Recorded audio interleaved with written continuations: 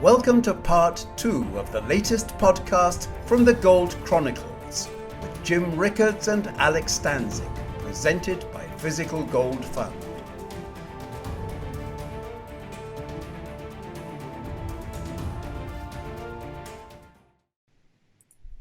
So when you're discussing the schedule of how these politicians work, I'm just over here shaking my head, thinking, the good life.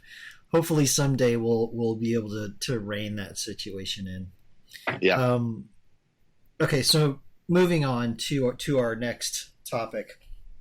As you and I have talked about many times, the world economy is heavily interlinked, and many of our listeners are professional money managers. So oftentimes we will discuss what's going on in other jurisdictions. Today, I'd like to talk a little bit about China. There's this disturbing trend going on over there where the banks are slowly becoming the majority or I should say the larger share of the investor base in these things called wealth management products, or WMPs. So, just from our discussions and what I've looked at in the past, the entire scheme of the WMP structure, it seems really questionable to me. Jim, what are the risks here and the potential spillover effects for the global markets? Well, the risks are huge and the spillover effects are huge, and we've had a taste of this a couple of times recently. You go back to August 10th, 2015, so just about 2 years ago. China did a shock devaluation of the Chinese yuan. That's their currency. It's one that markets didn't see coming, that even the elites, the IMF and the U.S. Treasury and others did not see coming. China had their own reasons for doing it. That caused a shock in U.S. stock markets from August 10th to September 1st. Just go back and look at a chart. U.S. stocks fell about 11%. And it was worse than that. It wasn't just that they went down 11%. It looked like there was no end in sight. I mean, it happened to be from peak to trough. It was an 11% drawdown. But when you're down 10%, you didn't know that it was going to turn around at 11. It could have gone down 20 as far as you were concerned. Think about where you were on August 31st, 2015, maybe taking the kids back to school or on vacation or, getting ready for Labor Day weekend. But it felt investors had a sick feeling in the pit of their stomach. It felt like there was no bottom. And then, the Fed rode to the rescue, and that was when we were going to have the lift-off in interest rates in September. They pushed the lift-off back to December, got involved in forward guidance, happy talk, and the problem went away. But it was pretty bad then. The second time was December 2015, December 2015, when China did a kind of stealth evaluation. They learned their lesson on the shock evaluation, so they were doing it in baby steps. But again, the U.S. market reacted badly from January 1st, 2016 to February 10th, 2016. The stock market also fell 11%. So U.S. stock market. So there you have two examples of what's called, you can say contagion. That's a good word. The IMF uses the word spillovers. Like one bucket spills over into another bucket. Pick your metaphor. But the point is to say that the U.S. markets are isolated or immune or pristine relative to Chinese devaluations or Chinese financial market events is false. We have two examples of stocks almost spinning out of control based on Chinese action. So let's come back to the WMPs. I'll take a minute just to explain what a WMP is. As you said, it stands for Wealth Management Product. It's a pretty simple concept. So you're a middle-class Chinese saver. You're not a princeling or an oligarch, but you and your spouse have a good job, and you got some savings, and you walk into the bank, and the bank officer says, okay, we have two products in effect. You can make a bank deposit and we'll pay you 2% interest, or you can buy a WMP and we'll pay you 7%. And most people think about that for 2 seconds and they go, well, I'll take the 7%, thank you very much. And they do. But what kind of gets lost in translation, even in Chinese, is these wealth management products are not bank products. They're not liabilities of the banks. They're off-balance sheet special products. They're very much like CDOs. Because what they do is the banks take the money that people put into the WMPs, they bundle it, they go out and buy junk bonds or equity in real estate, state-owned enterprises, bankrupt companies, speculative land deals, ghost cities, you name it. But they're out there buying all this garbage, and so they look like these, Lehman Brothers CDOs from, from the 2007, 2006, 7, and 8 period, which of course almost brought down the world. Now, so they don't really tell that to the customers. I'm sure there's some disclosure somewhere in the fine print. No one reads it, and I've seen interviews with everyday savers and people walking out of a bank, and a reporter goes up and says, "Well, what did you do with your money?" "I bought a WMP," and they'll say to the person, "Well, don't you know that that's not the equivalent of FDIC insured? That's not a bank liability. It's not guaranteed by anybody. It's not." And they go, and of course, some people don't know that, but some people say, "Yeah, I know that, but Beijing will bail us out." And you hear, that is the attitude over there. Absolutely. Yeah, I've been to China a number of times. I've actually been out in the boondocks of China. I've met with provincial Communist Party officials, and I'm very frank with these guys. I was having tea in one office near one of these ghost cities, and I said to these guys, I said, can you build 7 cities here? I'm looking at them. They're all vacant. Every building I'm looking at is vacant. I said, and you did it all with debt. I said, how are you going to pay back the debt? And he goes, we can't pay back the debt. That's impossible. Beijing is going to bail us out. So you hear this over and over from, government officials to the man or woman in the street. So, but be that as it may, these WMPs are a Ponzi, and I don't just throw the word out there lightly. It's the case that, let's say I buy a 2-year WMP. And I bought it 2 years ago, and I go back to the bank and it's maturing, and they say, okay, Mr. Rickards, we can roll over your WMP into a new 2-year WMP. And I might say, fine, I'm collecting my 7% interest, but Bernie Madoff investors collected their interest also. They didn't know that their money was gone. But what if I say, my kid's going to college in the States, I need the money, I cash out my WMP. Well, they've invested in all these junk assets, so they can't really cash out the WMP. But what they do, they sell a new WMP to the next person who walks in the door, and they take that money and give it to me. So the new person's happy because she's getting 7%. I'm happy because I got my money back. But meanwhile, the money's not there. You have to sell the new ones to pay off the old ones, and what you really hope is that the old ones roll over, so you never really have to, so that your net inflows are positive, so you don't have net outflows. This is a Ponzi, by the way. The chairman of the Bank of China, in an interview, and I quoted this in my book, The Death of Money, said it's a Ponzi. It's not my analysis. It happens to be my analysis, but we have it on record from Chinese officials. So that's where we are. And we all know that all Ponzi's fail eventually, and they collapse, and they'll cause a panic, and that's coming. But it doesn't have to be tomorrow. This, Ponzi can go on for a long time. Madoff ran his Ponzi for 20 years. 20 years. The guy's like spending the money on himself, losing it in other things, but convincing investors that it's all good. And as long as you pay the coupon, people feel good about it. Now, I saw an article, a chart and analysis last week, and I think this is what you're referring to, Alex, which shows that the amount of WMPs is going down. And this was taken as a positive by the analysts. They said, well, this is great. China's finally stepping up to the plate. They're finally getting things under control. It's good that the leverage in the system is going down. Isn't this wonderful that WMPs are going down? I said, no, that's a nightmare, because that's like Bernie Madoff saying my assets under management are going down. Well, if you don't have the money and you get into net cash flows, negative cash flows, or net outflows in a Ponzi. See, if it was a real product, right? If it was wisely invested and you saw it going down, you might say to yourself, okay, that's good. There's more liquidity in the system. They're reducing leverage. They're not acting as crazy on real estate. It would be a good thing if it wasn't a Ponzi. But people forget that it is a Ponzi. And when you see assets in a Ponzi going down, that means the run on the bank has started, and this fire is about to spin out of control. So to me, that's one of the scariest indicators I've seen. One more reason to expect that China is about to implode. Now, just to be clear, nothing's happening in China until either the end of this year or early 2018. And the reason for that has nothing to do with economics, everything to do with politics. There's a National Communist Party Congress. They haven't set the exact date yet. It'll be late October, early November, but be that as it may. And President Xi is going to be anointed, if you will, as the big Xi, the big man, the most powerful Chinese leader since Mao Zedong. And he doesn't want to rock the boat. So no crises are going to break out in China between now and November, because he doesn't want to rock the boat ahead of this party Congress. And they can back that up because they still use firing squads if they have to. But the point being, once we get past the party Congress, Xi has achieved his power goals, and we're into 2018, and 2 + 2 does not equal 5. I think you're going to see some of these chickens come home to roost. And if you said to me, how does that play out? Like, what do they do?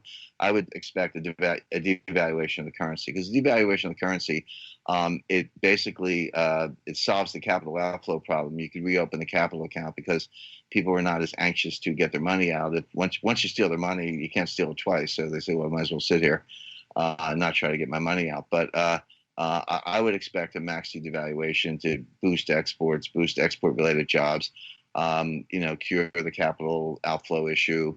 But right now, they're squashing everything. So don't look for drama from China before the end of the year, but I would look for a lot of drama next year. What that reminds me of, Jim, is when you had mentioned that they all believe the government's going to bail them out if there's problems. I've been to China a number of times talking to money managers and government officials and whatnot. Before 2015-ish, I had kind of made a trip, talked to 5 of the largest fund managers in China. They all said the same thing. They weren't concerned about the banks. They weren't concerned about the markets. And then in June of 2015, if I'm sure you remember, there was the Chinese stock market crash.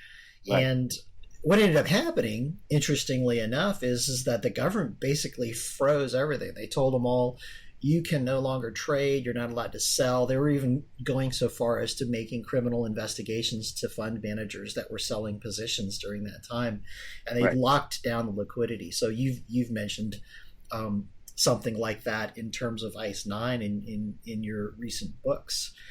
And that's that's a big deal right now. Every professional money manager I talk to nowadays, that's the biggest question on their mind is, what is the liquidity like? And I might add to that, not only what is the liquidity like, but keep in mind that secondary markets, stock markets, etc., can get shut down by governments at any time. If things are going badly, it can happen. And if you're frozen out of markets,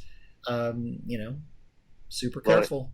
It's funny. I had a conversation with an investor just the other day, Alex, and I pointed out that on October 19th, 1987, the major U.S. stock market indices, and I'll refer specifically to the Dow Jones Industrial Average, fell 22% in one day. Not a month or a week, but one day.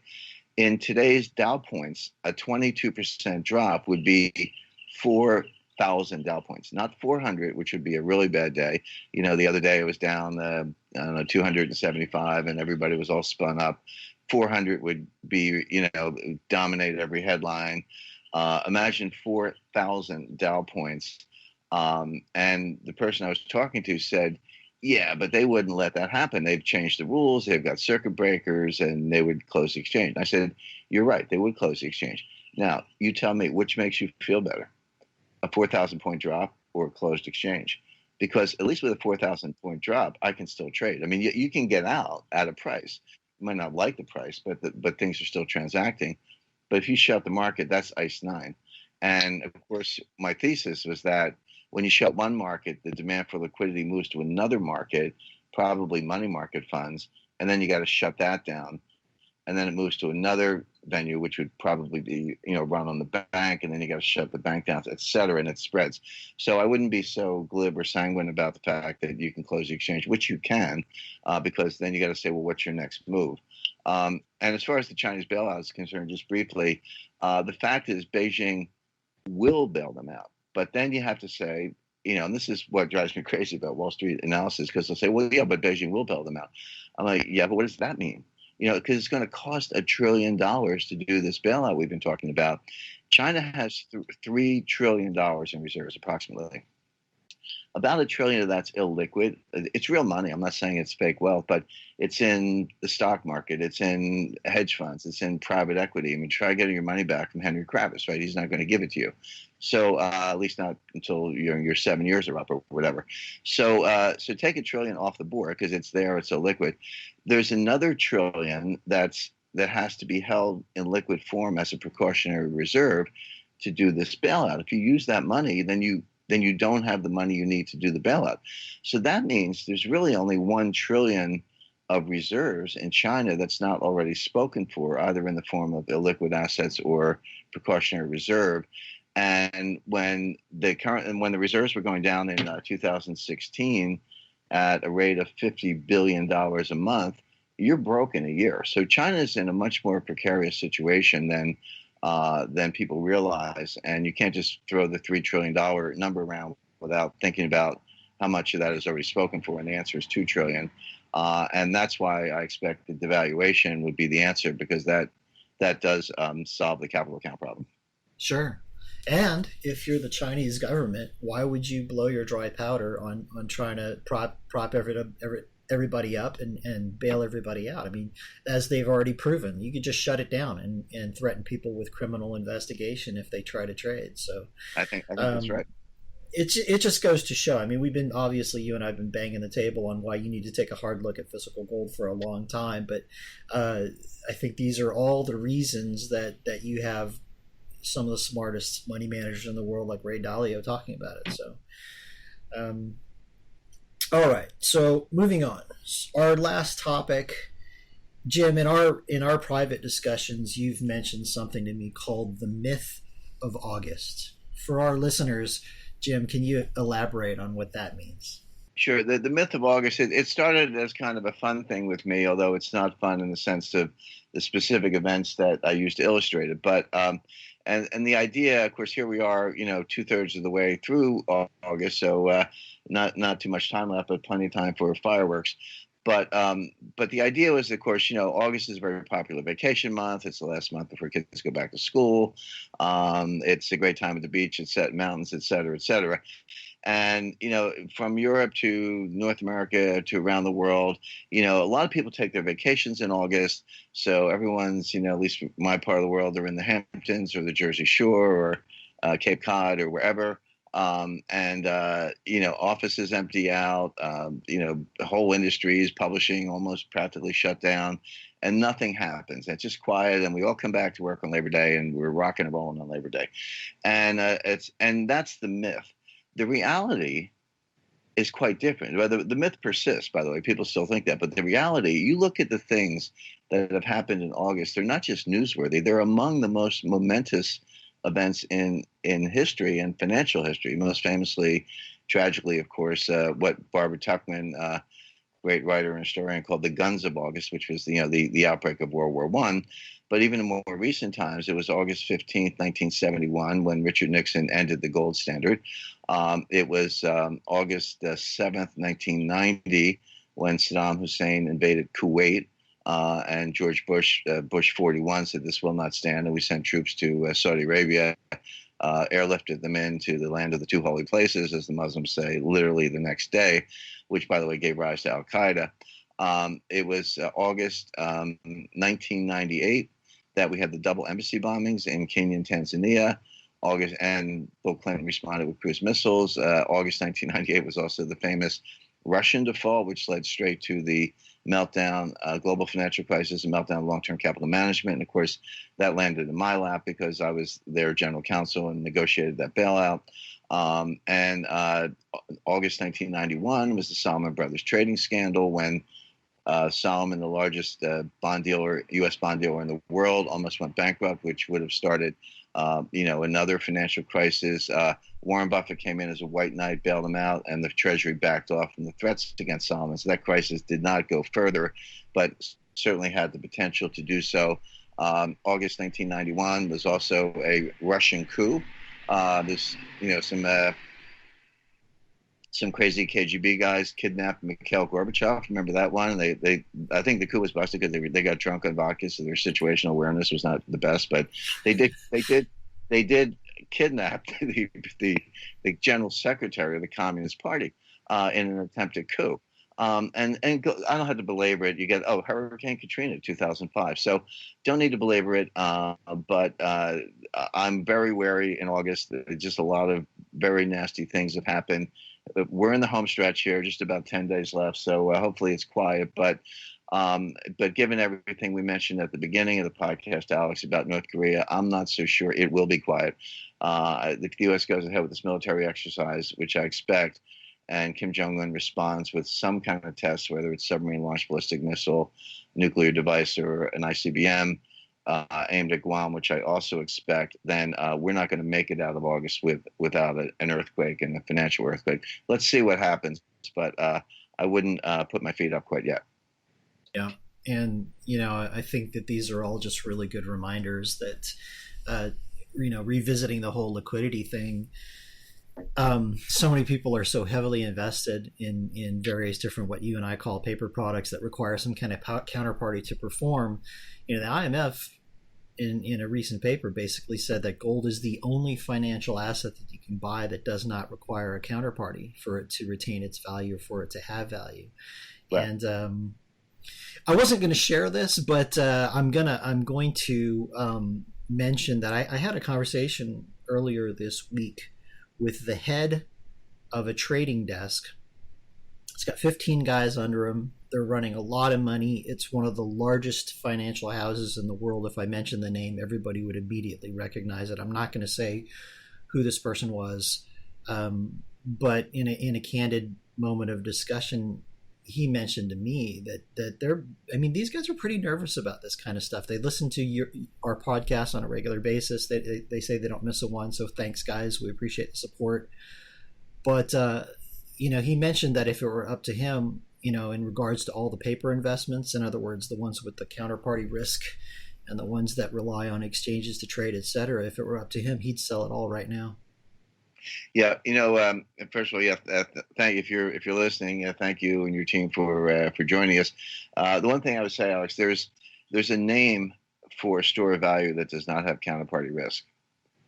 It's called money. And people say, "Oh, I have money in the bank." No, you don't. You have a bank deposit, which is an unsecured liability of a occasionally insolvent financial institution. Even a Federal Reserve note, if you read it, it says Federal Reserve note. Where I went to law school anyway, a note was a liability, which it is. And so money, people don't think hard about what money is. They take a lot of things for granted and assume it's money, and it's not. It's something else. But you're absolutely right. And again, to go back to where we started, people say I'm nervous about buying gold. I just say I'd be nervous if I didn't have any. Absolutely. All right, that about wraps up today's podcast, Jim. I just want to thank you for the time, and the discussion has been invigorating. I think we covered some really great stuff, and I very much look forward to our next one. Thank you. You have been listening to The Gold Chronicles with Jim Rickards and Alex Stanczyk, presented by Physical Gold Fund. Recordings can be found at physicalgoldfund.com/podcasts. You can register there for news of upcoming interviews with Jim Rickards and other world-class thinkers.